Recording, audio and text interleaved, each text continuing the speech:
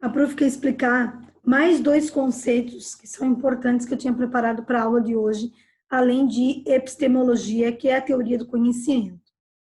Esses dois conceitos também são bem interessantes e eles são legais e importantes em que sentido? Como eu disse para vocês, quando eu vou produzir um texto para qualquer área, ou até como seletivo de uma grande empresa, de uma grande multinacional, enfim, o que essa grande empresa, ou o que esse concurso público, ou o que essa universidade, ou esse Enem espera de quem está se propondo?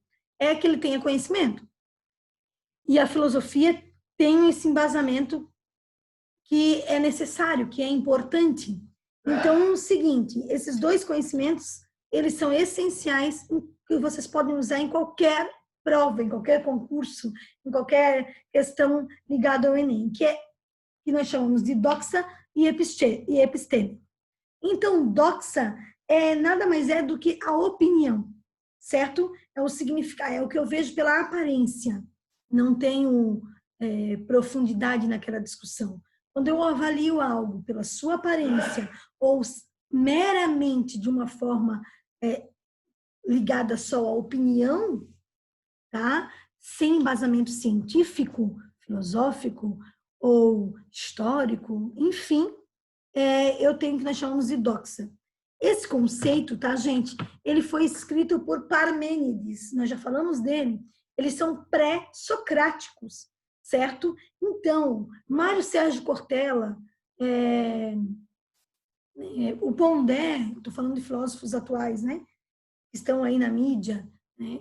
Eles se utilizam muito do pensamento de Parmênides e de Heráclito. Eles são muito citados. Então, além de Platão, Aristóteles, Sócrates, né?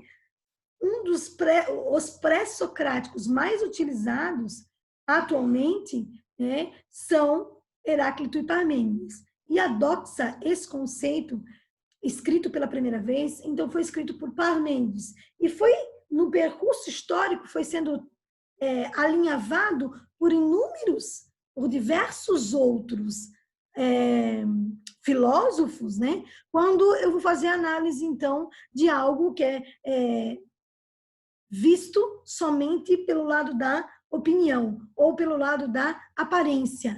Então, eu estou falando, por exemplo, sobre estética. É o tema da minha dissertação argumentativa. E quando eu coloco lá que eu utilizo, enquanto embasamento filosófico, que segundo Parmênides, um filósofo pré-socrático, quando eu faço análise de alguém, de um indivíduo, ou quando eu penso na estética, eu penso somente pela sua aparência, que nós chamamos de doxa. Gente, a primeira coisa que esse indivíduo vai pensar ao ler o seu texto, você tem conhecimento. Tá? Por quê? Porque você não tá usando a palavra opinião. Você não está usando a palavra diferente, você está usando a palavra multifacetado ou diversificado. Ou seja, a questão conceitual ela é fundamental. Uma das formas de se estudar para se manter a nota máxima de uma redação no Enem ou qualquer prova é estudar os conceitos. Tá? E sinônimos de palavras. Então, eu não vou usar uma palavra simplista. Eu vou buscar uma palavra que me dê um arcabouço cultural maior. Que faça a pessoa que está lendo meu texto perceba que eu tenho um vocabulário amplo. Quanto maior o meu vocabulário, mais possibilidades eu tenho. Eu vou trabalhar numa multinacional, eu vou ter contato com pessoas do mundo inteiro. Primeiro que eu tenho que dominar uma, duas ou três línguas a mais. Tem que ser um poliglota. Ou, no mínimo, inglês, mandarim, dependendo da empresa que eu vou trabalhar. Se eu converso com pessoas do mundo inteiro, eu tenho que ter um vocabulário amplo. Se o meu vocabulário é restrito, eu já não sirvo para aquela função. Tá? Então, existem 4, 5, 3, 20, quantos mil candidatos para uma vaga X ou Y? Quem é que vai estar à frente? Quem tem esse vocabulário? Por que se discute o Enem? A data do Enem? Porque num país como o Brasil, em que essa pandemia deixou aberto esse abismo que nós temos e essas diferenças culturais, intelectuais, econômicas, sociais e de nível de escolaridade, onde os alunos das escolas públicas não estão tendo praticamente aula nenhuma, ao vivo mesmo. Não, eles preenchem uma plataforma, né, de algumas atividades, ou vão buscar na escola algumas atividades impressas. Então, é só o nível de repetição, não tem a reflexão. Eu aprendo fazendo a repetição? Sim, mas eu preciso refletir sobre o que eu faço. Eu preciso ir além da aparência. Então, a doxa é quando eu vejo e analiso algo só pela aparência e pela minha opinião. Não tem análise científica, metodológica para algo. Né? Então, esse abismo que nós estamos vivendo hoje faz alguns movimentos de educação, como o Brasil para Todos, fomentar e pressionar o governo federal uma mudança de data de prova. Porque o aluno que está no terceirão, está 2 meses sem ter aula, e aquele indivíduo que não tem a internet, nós vivemos em um país ainda que a internet não é para todo mundo, gente. E tem regiões do nosso país que nem energia elétrica tem. Quando tem, ainda é daquele jeito. A internet não alcança todo mundo. Então, essas aulas remotas, ela é para uma pequena parcela da população, ela não é para todo mundo.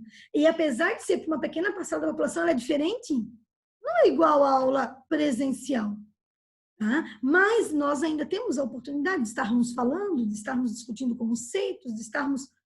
Nós ainda temos, mas boa parte dos brasileiros, não.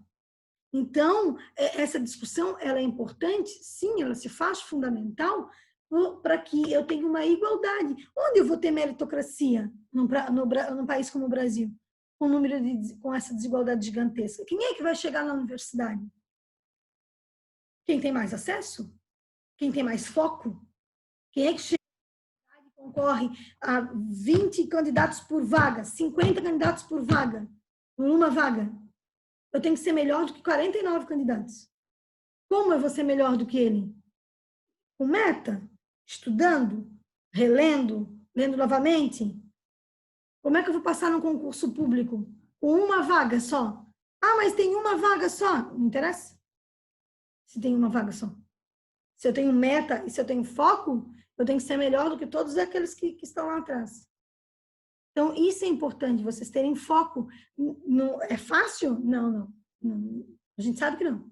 É cômodo ficar dormindo até mais tarde? Sim. É cômodo nesse friozinho ficar debaixo da coberta? Sim. É cômodo ver uma série no Netflix? Sim. Do que ler um livro? Com certeza. Tá? Mas eu tenho que ter foco, e esse foco eu tenho que trabalhar esse foco, né? Para conseguir ter um resultado. Então, doxa é quando eu tenho somente aparência e uma mera opinião. Aí da doxa nós vamos para a episteme. A episteme, sim, é o conhecimento, é a ciência.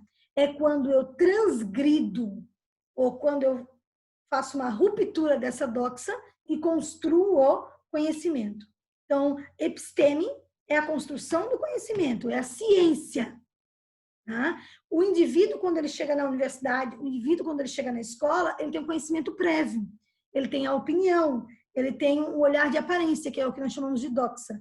Qual é a função da escola? É pegar a doxa e transformar em conhecimento, em ciência. Essa é a função. O professor, ele é o mediador do conhecimento. O professor, ele não detém todo o conhecimento, ainda bem, né? Ele media esse conhecimento. Ele media a construção do conhecimento que é de vocês, não é meu. Cada um constrói esse conhecimento e nós estamos aqui para mediar essa construção. Então, a função dos processos de educação é eu pegar essa visão que esses indivíduos, a maioria, trazem, que é essa visão a partir da doxa, e conseguir chegar na episteme. Sempre vou conseguir chegar na episteme? Não. Isso também é individual, é de cada um. Mas o objetivo é sempre fazer uma análise epistemológica, ou seja, da teoria do conhecimento, uma visão científica. Então, doxa, conceito importante, visão da aparência, ou seja, uma mera opinião. A partir do momento que eu pego essa opinião e construo ela com dados científicos, eu não vou ter mais uma mera opinião. Eu vou ter uma episteme, ou seja, eu vou ter teoria, eu vou ter teoria científica, ou seja, conhecimento. A episteme é a base da razão. A doxa é o sentido, é o que eu vejo. Então, doxa é sentido, é o que eu vejo, o que eu toco, o que eu sinto. Episteme é o uso da razão e do conhecimento. Certo, gente? Entenderam? Meu povo? Sim. Vamos? Sim. Então, tá bom. Olha só, amores, tarefa para a próxima aula, ou seja, para a próxima aula de filosofia, que é quinta-feira que vem, correto? Tarefa é a página 9, tá? É a análise de uma imagem e tem 1, 2, 3, 4 questões, certo? Então, a tarefa para a próxima aula que a gente vai discutir vai ser a página 9, certo? E análise da imagem, correto ali? Página 9 da apostila, então, para quinta-feira que vem. E aí a gente vai discutir, vai começar a discutir as teorias das ideias. Certo, amores? Professora, Fala. Ok. eu tenho uma pergunta no trabalho de história que é para sexta-feira. É para sexta-feira não que a professora quer? Porque sexta-feira a gente Eu tem aula. quero isso, manda para mim por e-mail, até sexta. Ah, tá. Anthony, pode, vocês não tem problema. Como é porque muito de trabalhar com aula